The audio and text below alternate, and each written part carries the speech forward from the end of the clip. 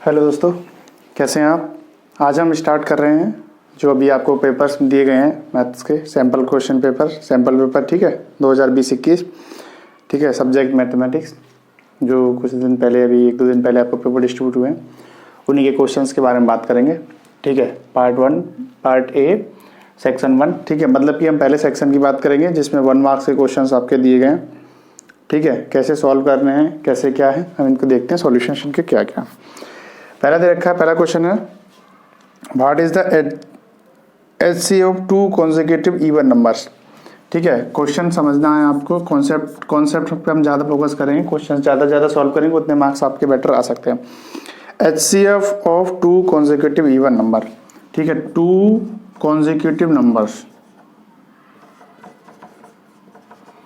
2 consecutive number, 2 क्रमागत संख्याएं। ठीक है, क्रमागत संख्याएं हिंदी में बोलते हैं क्रमागत संख्या।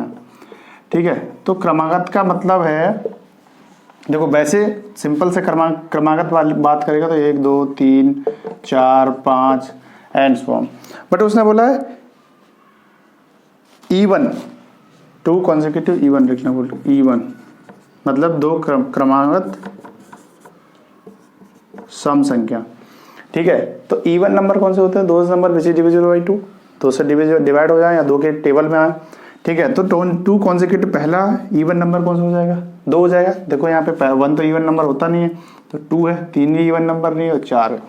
ठीक है, 2 and 4, 2 and 4 आपके पास कोई 2 consecutive इवन नंबर्स हो गए। अब उसने बोला इसका HCF फाइंड करना। ठीक है, देखो अब उसने कुछ भी नहीं बोला है कि आप इक्वल डिविजन से फाइंड करिए, आप प्राइम फैक्टराइजेशन मेथड से फाइंड करिए, आप डिवाइज मेथड से बात करिए। तो आपका जो मन करे, जो सिंपल पड़े, आप डिवीजन मेथड से कर लीजिए ना, सिंपल सा बात है। 2 2 जा 4। ठीक है, जिस डिवाइजर से हमारा रिमाइंडर 0 आ रहा है, ठीक है, क्रॉस का मतलब 0 आ रहा है, वही आपका HCF हो जाएगा। ठीक है, तो इसका HCF क्या हो जाएगा, सिंपल सा 2। 1 मार्क्स का क्वेश्चन है, आपको ये रामायण सिर्फ रफ में रखना है। ये क्या है, रफ वर्क में आपको करनी है, इधर नहीं करनी है फेयर में। ठीक है, डायरेक्ट आंसर लेंगे HCF, यहाँ लिखेंगे आपका HCF ऑफ 2 डैश भी लगा सकते हैं, 2 and 4 इज 2। ये आपका आंसर हो गया 1 मार्क्स के क्वेश्चन का। ठीक है, कोई दिक्कत वाली बात है नहीं। अब मैंने कॉन्सेप्ट बताया पिछली वीडियोस में कि HCF होता है, उससे जो दोनों नंबर्स होते हैं वो हमारे क्या होते हैं, डिविजिबल होते हैं। क्या होते हैं, डिविजिबल होते हैं। तो भाई देख लो, 2 की टेबल में डिविजिबल का मतलब उसकी टेबल में 2 की टेबल में 2 भी आता है और 2 की टेबल में 4 भी आता है। तो इसका मतलब ये हमारा कॉन्सेप्ट जो है क्वेश्चन सही हो गया। ठीक है, देख लीजिए, समझ लीजिए। अगला क्वेश्चन कह रहा है, ठीक है, मैं जब पढ़ते भी जा रहा हूँ और इसको नोट भी कर लीजिए जब तक। ठीक है, इफ द, अगला क्वेश्चन कह रहा है if the sum of zeros of polynomial is equal to their product then find the value of k. उसने बोला है जो यदि बहुपद इतना है कि शून्यकों का योग, जो शून्यकों का योग है उसके गुणनफल के बराबर हो, तो देखिए इसमें बहुत सिंपल सा ट्रिकी सा क्वेश्चन कह सकते हो, सिंपल सा क्वेश्चन है, ट्रिक है थोड़ी सी। मैंने पिछली क्वेश्चन बताया था कि सम ऑफ जीरोज मतलब होता है अल्फा प्लस बीटा। अगर आपके पास कोई क्वाड्रेटिक इक्वेशन दे रखी है ax² plus bx plus c equal to 0, ये दी हुई है, तो alpha and beta are zeros, तो सम ऑफ जीरोज क्या हो जाएंगे, -b/a होता है, and product of zeros alpha into beta होता है c/a। ठीक है, जहां पर b जो है कोफिशिएंट ऑफ x है, a जो है कोफिशिएंट ऑफ x² है, c कांस्टेंट टर्म है, और a जो है कोफिशिएंट ऑफ x² है। ठीक है, हिंदी मीडियम वालों को भी समझ में आ रहा है, इंग्लिश वालों को भी समझ में आ रहा है। ठीक है, अभी समझ में आ गया। अब उसने बोला क्या है, उसने बोला हुआ है कि जो sum of zeros of polynomial is equal to their product. इसका मतलब, उसका कहने का मतलब है alpha plus beta is equal to alpha into beta. ये उसने किया हुआ है, ये चीज उसने दे रखी है। ठीक है, अब यहाँ देख लो जो ओरिजिनल क्वेश्चन है, ओरिजिनल क्वेश्चन हमारा कहता है px इज इक्वल टू, ठीक है, px इज इक्वल टू दे रखा है उसने kx² plus 2x plus k। ठीक है, ये दे रखा है उसने kx² plus 2x plus 3k। ठीक है, अब यहाँ पे alpha plus 0, alpha plus beta क्या होगा, coefficient of -b, coefficient of x, तो मतलब -2/k कोफिशिएंट ऑफ x²। ठीक है, एंड अल्फा इंटू बीटा मतलब product of zeros constant term upon coefficient of x, इसका मतलब के से के कट जाएगा 1 हो जाएगा इसका, ठीक है, नो इशू, कोई दिक्कत नहीं है। अब इसमें रख लीजिए अल्फा प्लस बीटा मतलब sum of zero equal to product of zero, sum of zero हमारे पास ये 1 इक्वेशन है, ये 2 समझा रहा हूँ, 1 मार्क्स के क्वेश्चन में इतना नहीं करना, डायरेक्ट करना है आपको, ठीक है। तो ये हो जाएगा -2 अपॉन के इक्वल टू के अपॉन के, मैंने बता दिया यहाँ पे इसकी जगह 1 भी लिख सकते हैं, तो -2 अपॉन के इक्वल टू 1, ठीक है। तो यहाँ सॉल्व करेंगे, यहाँ तो -2 इक्वल टू क्रॉस मल्टीप्लाई करेंगे ना इसका, तो ये आ जाएगा के, तो हम ये कह सकते हैं के इक्वल टू -2 हमारे पास इसका आंसर आ गया। इजी है। आपको क्या करना है, आपको देखो इतने स्टेप्स नहीं करने हैं, आपको डायरेक्ट ये स्टेप लगाना है, ठीक है। आपको कौन सा स्टेप लगाना है, यहाँ ये लगाना है, बस ये आप जानते हो, sum of zeros equal to product of zeros, ये जान गए आप, समझ गए, देख के ये जानते हो आप, सम ऑफ जीरोस क्या होता है -b upon a, product of zero क्या होता है c अपॉन a, ठीक है, समझ में आ गया। जब तक इसके लिए नोट डाउन कर लीजिए, क्वेश्चन को नोट डाउन करिए।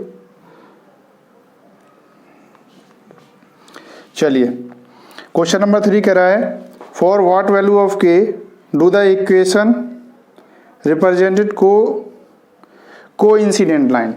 देखिए कोइंसिडेंट लाइन का आपने जिससे जस्ट चैप्टर जो हमने पहले पढ़ी थी, कुछ वीडियो पिछली बार वीडियो जो आई थी आपकी, ठीक है, pair of linear equation and 2 variable वाली, उसमें आपने पढ़ा हुआ है कि यूनिक सॉल्यूशन होता है, ठीक है, कंसिस्टेंट एंड इनकंसिस्टेंट। कंसिस्टेंट का मतलब होता है कि उसके सॉल्यूशन होंगे या एक हो गया या एक से ज़्यादा, मतलब अनंत सॉल्यूशन होंगे, और इनकंसिस्टेंट मतलब उसका कोई सॉल्यूशन नहीं होगा, ठीक है। यूनिक सॉल्यूशन के लिए आपने पढ़ा है, यूनिक सॉल्यूशन के लिए होता था a1 upon a2 not equal to b1 upon b2 उसने, ठीक है, ये हो गया यूनिक सॉल्यूशन के लिए।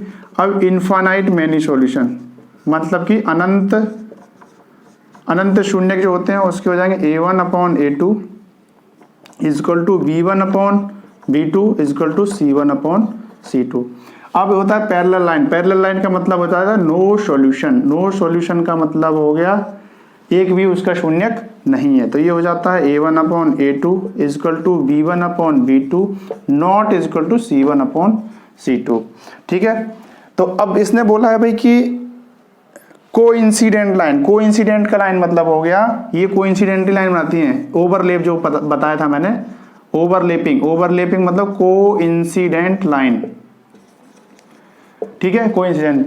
अब क्वेश्चन उसने पूछा है भाई, क्या पूछा, के की वैल्यू बतानी है, तो 3 वैल्यू में इक्वेशन लिखूं क्या, इसको समझ में आ गया, स्क्रीनशॉट बना लीजिए, चलो इसके नीचे लिख लेते हैं, ठीक है। ये है आपका 3x minus y plus 8 equal to 0, दूसरा है आपके पास 6x माइनस के वाई। अब देखिए -16 दिया हुआ है, तो मैं इधर प्लस में ले आऊंगा इसको, प्लस 16 इक्वल टू 0, ठीक है। इस वाले में रख देंगे 3 अपॉन 6 इक्वल टू -1 अपॉन माइनस के दिया हुआ है इक्वल टू 8 अपॉन 16। देखो रेशियो तो बराबर आ रहा है 1/2, 3 2 6, 8 1 8, 8 2 16, 1/2। तो हम दो को सॉल्व कर लें, पहले दो को, तो भी बात बन जाएगी हमारी, माइनस से माइनस कट जाएगा, तो ये आ जाएगा 1/2 इक्वल टू 1/k। अब देखो यहाँ से सॉल्व करेंगे तो हमारे पास क्या आ जाएगा, क्रॉस मल्टीप्लाई करेंगे तो k बराबर आ जाएगा 2, ठीक है, k बराबर क्या आ जाएगा, आंसर 2।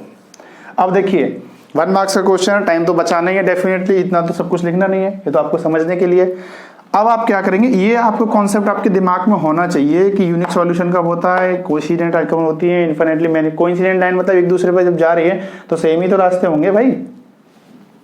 अब ये क्या है, नो सॉल्यूशन, ठीक है, तो ये हो गया नो सॉल्यूशन के लिए ये कंडीशन होती है। तो जब ये आ गया उसमें, तो ये ध्यान आपके पास ये लिखना है, डायरेक्ट रेशियो लिखने, और यहाँ से आंसर आ जाएगा, सिंपल सा आंसर है, ठीक है।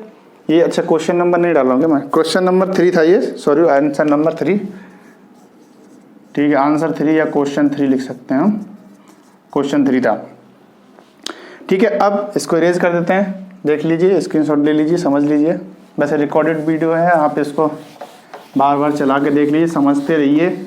जितनी ज़्यादा लिखने की प्रैक्टिस करेंगे ना उतना ही ज़्यादा अच्छा है, अगर आप लिखेंगे नहीं तो कुछ भी समझ में नहीं आएगा आपके, ठीक है। बोर्ड के एग्जाम जल्दी ही आने वाले, ठीक है। क्वेश्चन नंबर 4 कह रहा है, find the quadratic equation whose roots are twice the roots of, ठीक है, बहुत ही अच्छा क्वेश्चन है ये। क्वेश्चन नंबर 4 ये कह रहा है कि आपके पास कोई एक इक्वेशन दे रखी है और इक्वेशन दे रखी है ये है 2x² minus 5x plus 2 equal to 0 यदि दिया हुआ है। तब उसने बोला कि इसके रूट्स जो होंगे उसी के रूट्स के दुगने कोई इक्वेशन है उसके रूट्स होंगे, वो इक्वेशन आपको फाइंड करनी है।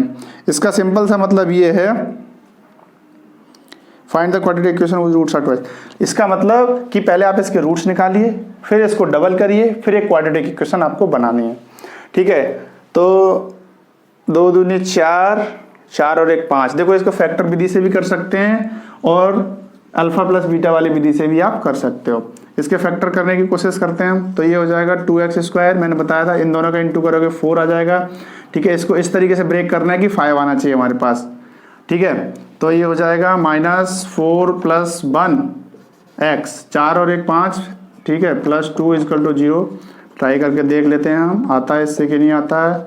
-x plus 2 equal to 0। देखिए अब यहाँ चेक करिए -4x -1x -4x -1x 5x हो जाएगा माइनस का, और जब इस कोफिशिएंट की इनकी मल्टीप्लाई करेंगे 4 1 जा 4 आएगा, 2 2 जा 4 आ रहा था। ठीक है, क्लियर। तो अब हम इसमें से कॉमन लेंगे, इसमें से हम 2x कॉमन ले लेंगे तो ये आ जाएगा x -2 बचेगा, और यहाँ से अगर हम -1 कॉमन ले लेंगे तो ये आ जाएगा x -2 इक्वल टू 0। अब हमारे पास फिर से 2 ब्रैकेट हो गए, एक ब्रैकेट से x -2 कॉमन ले लेंगे तो हमारे पास बचेगा 2x - 1 इक्वल टू 0। अब देखिए यहाँ हम कह सकते हैं या तो x -2 0 होगा या 2x - 1 इक्वल टू 0 होगा। जब ये वाला 0 होगा तो x इक्वल टू 2 आ जाएगा हमारे पास, और जब ये 0 होगा तो x इक्वल टू 1/2 आ जाएगा। ठीक है, ये 2 वैल्यूज आ गई हमारे पास। बट उसने बोला है कि भाई जो अगली क्वाड्रेटिक इक्वेशन आपको फाइंड करनी है उसके 0 जो है इसके डबल होंगे। तो जो फाइंडिंग इक्वेशन है उसको हम क्या मान लें, उसके रूट्स x/1 मान लें क्या। चलो x1/1 मान लेते हैं। ठीक है, ये x होंगे और वो x1 हो जाएंगे। x डैश क्या हो जाएंगे, 2 × 2 हो जाएगा, इसका मतलब ये 4 हो जाएगा, और यहाँ 1 × 2/2 तो इसका मतलब 1 हो जाएगा। ठीक है, मतलब कि अल्फा इक्वल टू हमारे पास 4 हो गया और बीटा इक्वल टू हमारे पास 1 आ गया। अब तुम जानते हो, क्या जानते हो, मैंने डायरेक्ट बताया डायरेक्ट इक्वेशन निकालने के लिए क्या होता है आपके पास x² minus alpha plus beta x plus product of zeros, मतलब x² minus sum of zeros into x plus alpha into beta मतलब प्रोडक्ट ऑफ जीरोस। अब देखो यहाँ से अल्फा प्लस बीटा निकाल लोगे, अल्फा प्लस बीटा 4 और 1 5 हो जाएगा, 4 + 1 = 5। प्रोडक्ट ऑफ जीरोस क्या हो जाएगा, 4 × 1 बराबर कितना हो जाएगा, 4 हो जाएगा भाई। अब रख लीजिए इसमें इक्वेशन x² माइनस ये क्या हो जाएगा 5x प्लस 4 × 4 = 0। ठीक है, तो ये आपकी इक्वेशन हो जाएगी। आपको इसको इस तरीके से भी लिख सकते हो और फाइंडिंग इक्वेशन ये भी हो जाएगी हमारे पास। ठीक है, px = x² minus 5x plus 4। ठीक है, ये आपका क्या हो गया, आंसर हो गया। देख लीजिए, समझ लीजिए, कोई समझ में ना आया हो तो देखो आप इसके फैक्टर से भी निकाल सकते हो और डायरेक्ट भी निकाल सकते हो। देखो एक डायरेक्ट निकालने का, देखो यहाँ से डायरेक्ट में क्या थोड़ा सा शॉर्ट पड़ जाएगा, जैसे alpha plus beta some of zeros होते हैं आपके। सम ऑफ जीरोज क्या होते हैं बताइए भाई, -b/a माइनस b तो -5 है ऑलरेडी, -b/2। ठीक है, ये हो जाएगा। अब उसने बोला इसको सॉल्व करोगे तो कितना आ जाएगा, 5/2 आ जाएगा। अब product of zeros alpha into beta कितना हो जाएगा, c/a। तो भाई c/a का मतलब हो जाएगा 2/2 c/a, यही तो हो जाएगा 2/2, इससे 1 हो जाएगा। देखो अब इसमें क्या है, आपको डायरेक्ट मिला, ये क्या सम ऑफ जीरोज मिला और ये क्या मिला आपको, प्रोडक्ट ऑफ जीरोज मिला। बट उसने बोला इसके डबल करने, तो भाई इसका डबल कर लो, इसका 2 टाइम्स करोगे 2 से 2 कट जाएगा तो ये 5 आ जाएगा, इसका 2 से करोगे तो ये 2 आ जाएगा। ठीक है, कुछ गड़बड़ा गया,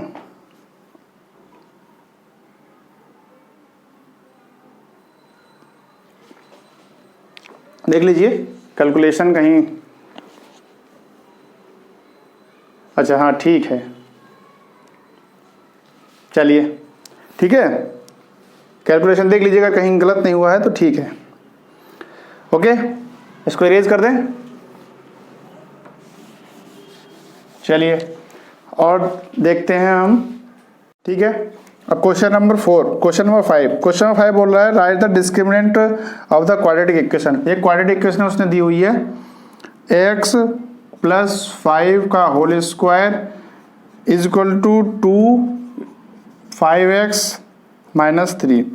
ठीक है, इसका आपको डिस्क्रिमिनेंट निकालना है। तो डिस्क्रिमिनेंट आप जानते हो, कोई भी क्वाड्रेटिक इक्वेशन होती है ax square plus bx plus c is equal to 0, तो इसका d क्या होता है b स्क्वायर माइनस 4ac। ठीक है, ये आपका डिस्क्रिमिनेंट होता है। बट यहाँ तो कोई क्वाड्रेटिक इक्वेशन दिख ही नहीं रही है हमें। पहले इसको सॉल्व तो कर लें ब्रैकेट को, a प्लस बी का होल स्क्वायर लगा देंगे यहाँ पे, a प्लस बी का होल स्क्वायर लगा देंगे तो क्या हो जाएगा a square plus 2ab plus b square, जैसे भी लिख सकते हैं square plus b square plus 2ab। ठीक है, तो इसको सॉल्व करेंगे तो ये हो जाएगा कितना x स्क्वायर प्लस 5 दूनी 10 10x प्लस 5 5 25 इक्वल टू, इसका मल्टीप्लाई करिए 5 2 10x माइनस 3 2 6। ठीक है, इसको एक तरफ ले आइए, सॉल्व कर लीजिए इसको, ये आ जाएगा x स्क्वायर, ये 10x और ठीक है ये 10x इधर आएगा तो माइनस, मतलब माइनस का होगा, ये दोनों प्लस प्लस किया तो इधर आएगा माइनस, माइनस से माइनस कैंसिल हो जाएगा, माइनस प्लस, तो ये तो 0x हो जाएगा, तो इसका जरूरत ही नहीं है। ये प्लस का 25 है और ये माइनस का 6 है, और ये प्लस, ये माइनस का 6 जब इधर आएगा तो ये प्लस का 6 हो जाएगा। ठीक है, तो ये ऐड करोगे तो ये आएगा 31 इज इक्वल टू 0। ठीक है, अब यहाँ पे इसको कंपैरिजन करिए, इसको स्टैंडर्ड फॉर्म में हम लिखेंगे तो ऐसे लिख सकते हैं x square plus 0 into x minus 31 is equal to 0। इसका कंपैरिजन करिए आप ax स्क्वायर से, ax square plus bx plus c is equal to 0, यहाँ 1 लिख लीजिए। तो आप कंपैरिजन करके कहोगे कि a इज इक्वल टू 1 आया, b इज इक्वल टू 0 आया, c is equal to minus 31 आया। ठीक है, अब इसको इस वाले इक्वेशन में रख दीजिए भाई d वाली में, तो d इज इक्वल टू क्या हो जाएगा b स्क्वायर, अब b तो 0 है तो 0 का स्क्वायर तो 0 ही रहेगा, माइनस 4 इंटू a कितना है 1 और c कितना है माइनस 31। ठीक है, ये 0 का 0 ही रहेगा। ठीक है, 0 हटा दीजिए, 0 कोई मतलब नहीं है। अभी माइनस है, ये माइनस तो प्लस हो जाएगा, तो 4 1 जा 4 4 3 जा 12 4 3 12 124 इसका आंसर हो जाएगा। ठीक है, देख लीजिए आपको कोई दिक्कत तो नहीं आ रही है, समझ में आ रहा है नहीं आ रहा है, बार बार देख लीजिए वीडियो चला के, फिर भी कोई दिक्कत है तो आप कमेंट कर सकते हैं। ओके, अगला क्वेश्चन। अब क्वेश्चन नंबर 5, बहुत सारे क्वेश्चंस हैं हमारे पास, कितने हैं इसके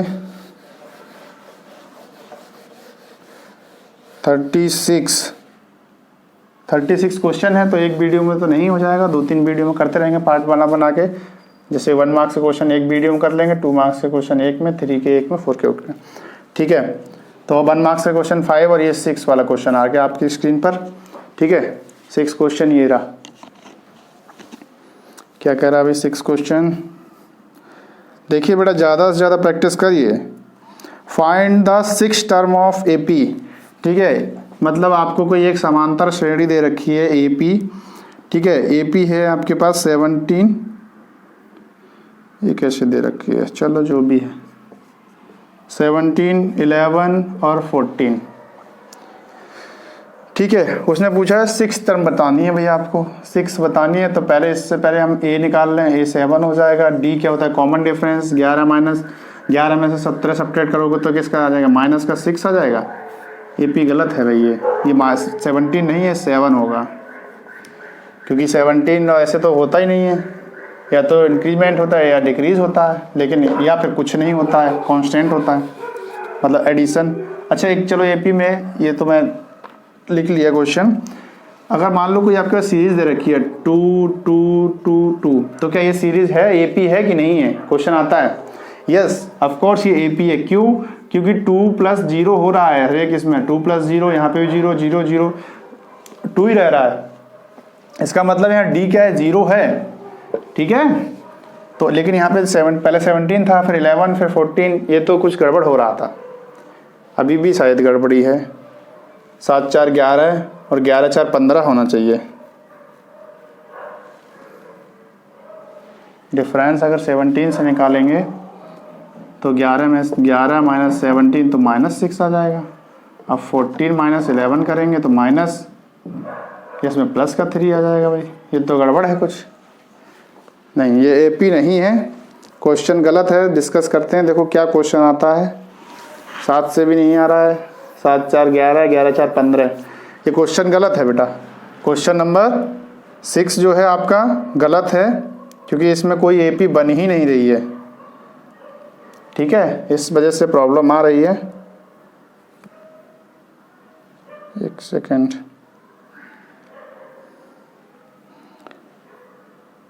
ठीक है,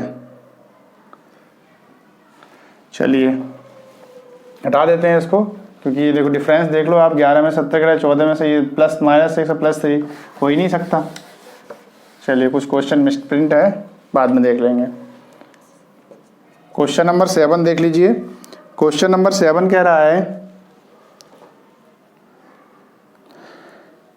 if the numbers are in AP.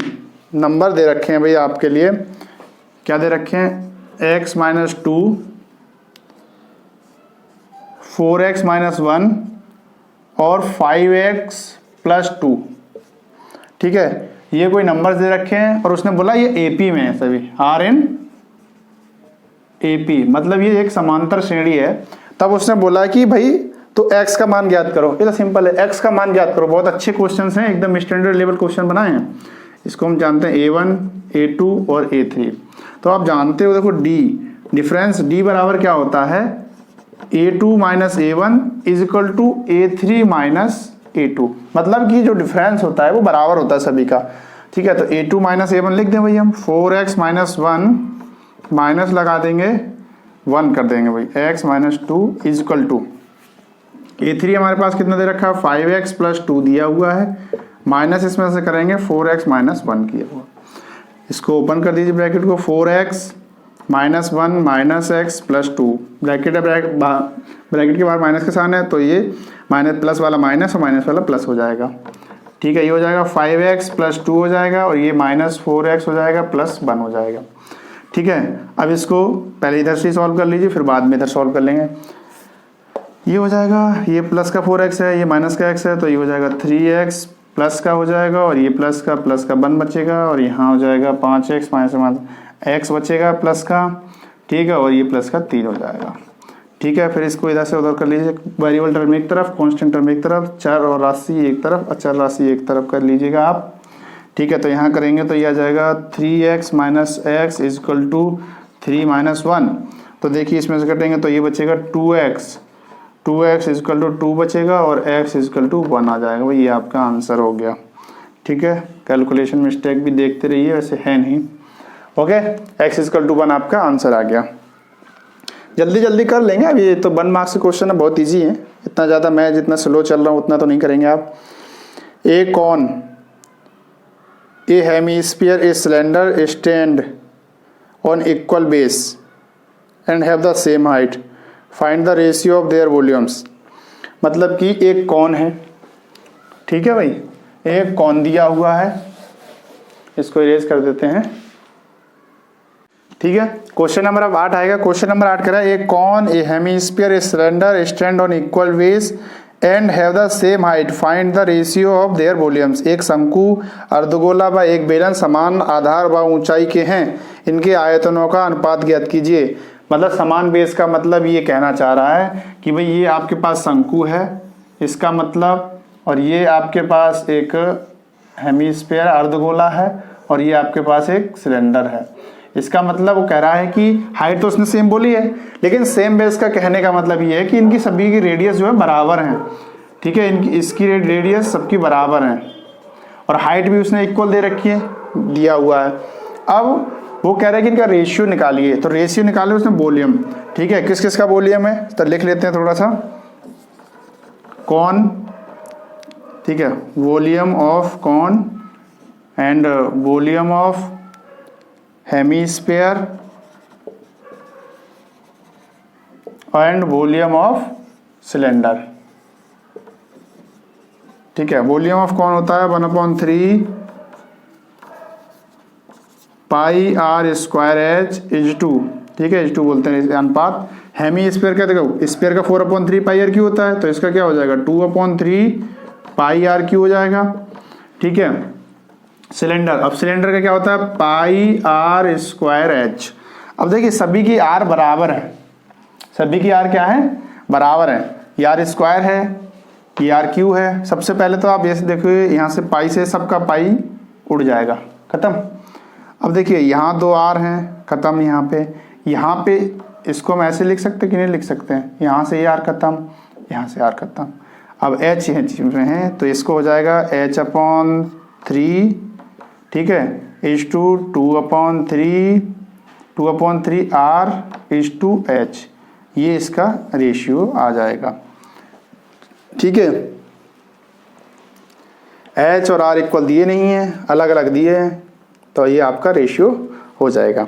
देख लीजिए, नोट करिए जब तक के लिए।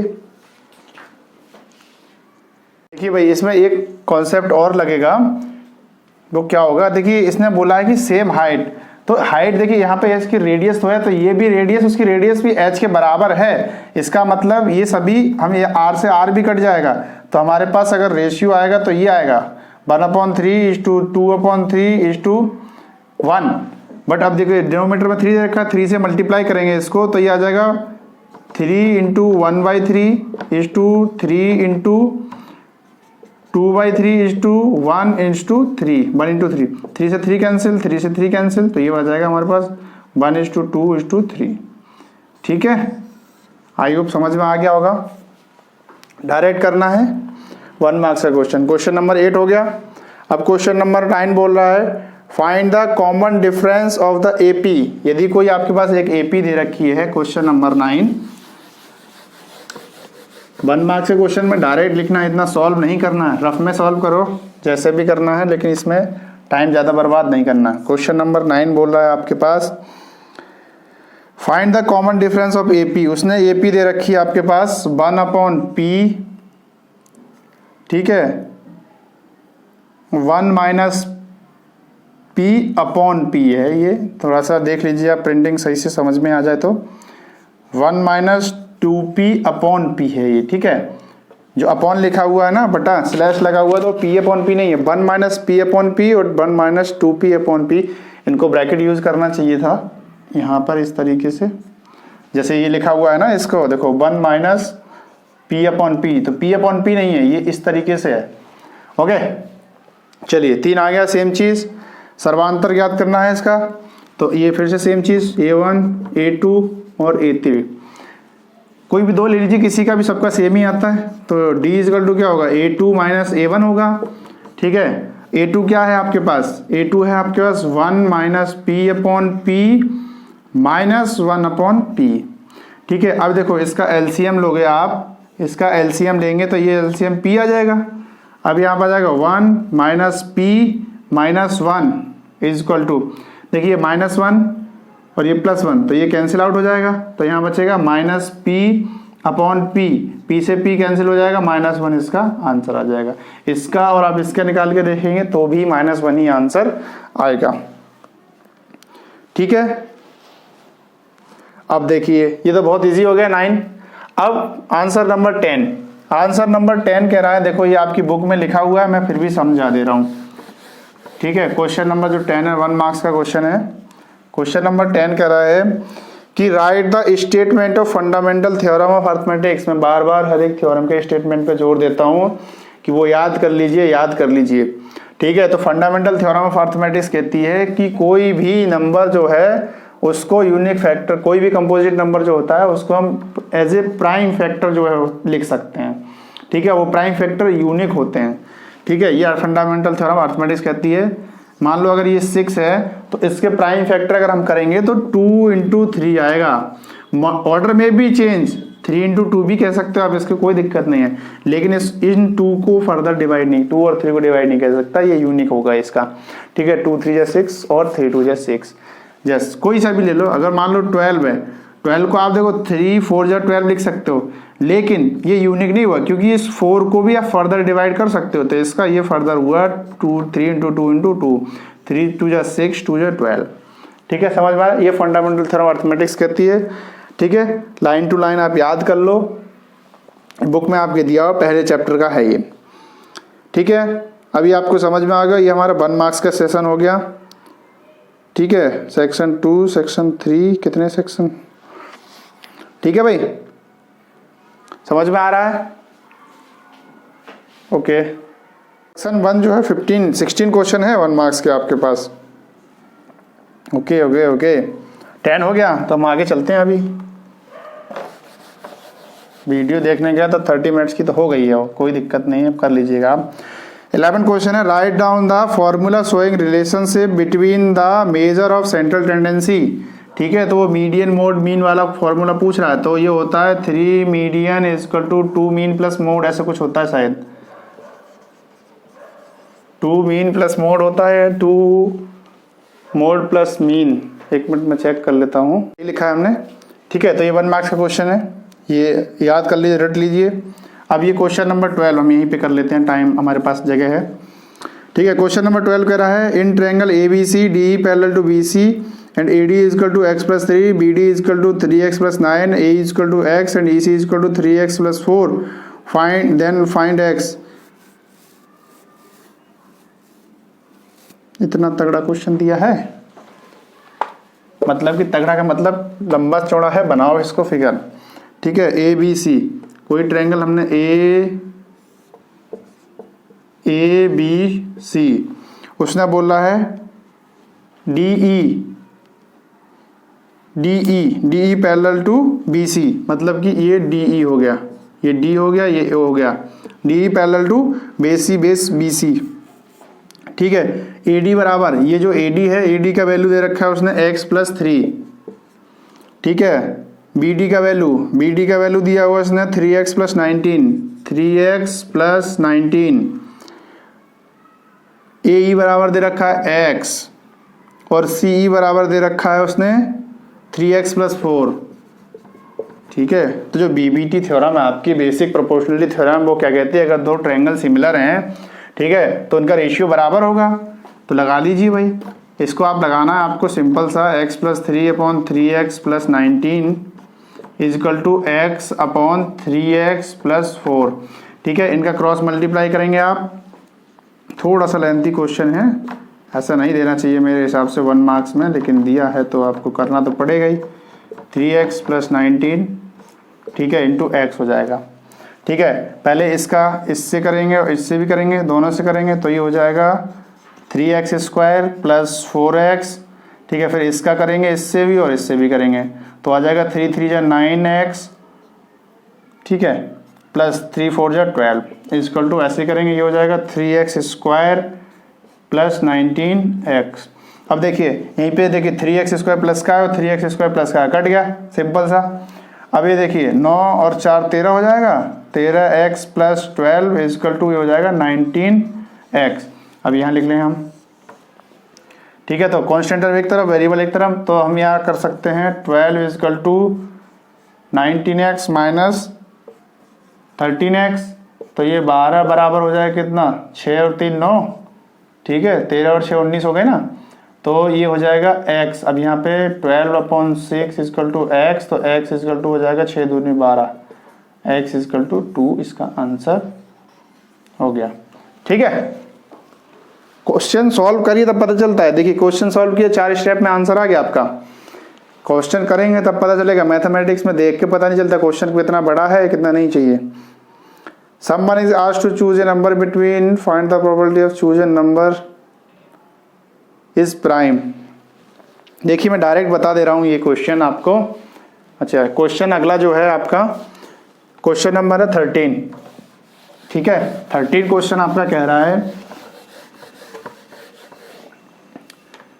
क्वेश्चन नंबर 13 कह रहा है आप 1 से 100 के बीच की कोई संख्या चुनते हैं तो इसके आवाज जोड़ने की प्रायिकता क्या है। आवाज, अच्छा हम पहले बात कर लेते हैं प्राइम, इससे पहले ही बताया, मैं फिर से बता रहा हूँ। प्राइम नंबर्स कौन से होते हैं, those number which have only 2 factor, ऐसी संख्या जिसके केवल 2 गुणनखंड होते हैं, या फिर ऐसी संख्या जो किसी से भी विभाजित ना हो।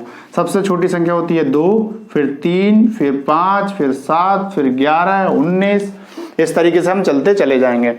और 2 के साथ एक अलग कॉन्सेप्ट है कि ये इवन प्राइम नंबर एक अकेला 2 है। ठीक है, तो प्राइम नंबर समझ में आ गया। अब उसने बोला भाई 1 से 1 to 100 निकालने हैं। देखो आप लिख के निकाल लेना, मुझे इसका डायरेक्ट मैं बता दूं आपके लिए। 1 से 100 तक के प्राइम नंबर होते हैं 25, कितने होते हैं, 25 होते हैं। ठीक है 25 हो गए।